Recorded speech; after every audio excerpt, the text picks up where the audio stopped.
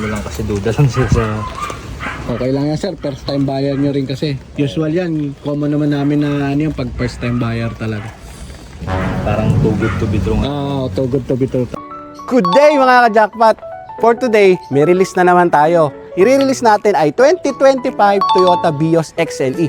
Bali, iintay na lang natin si client dumating dito sa showroom natin para i-release natin yung unit nila. Kaya samahan nyo kami guys. Let's go!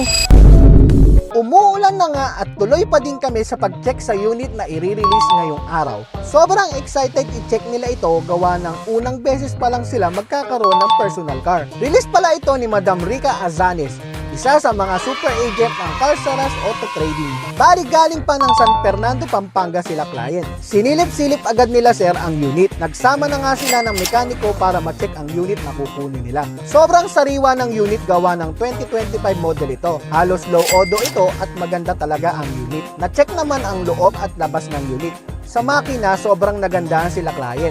Kaya naman, agad itong naging okay sa mekaniko nila. Sobrang smooth lang nang nangyari sa pag-check sa unit dahil nga sobrang sariwa pa ito. At tumuloy na agad kami sa pirmahan. Nilatag lahat kila client ang mga details ng nasa dokumento. Lahat naman naging okay at naintindihan ni client. Kaya mabilisang pirmahan lang din ang nangyari. Kaya yun mga ka-jackpot, wala pang isang oras, na-release na ang sasakyan.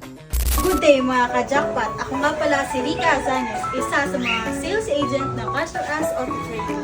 Naghahanap ka ba ng sariwa at affordable na unit? Si Carsaras na ang bahala sa iyo. Sobrang bilis na approval na.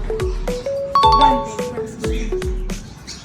Kaya kung interesado ka, mag-inquire ka lang sa Facebook account ko at tumawag ka lang sa number ko.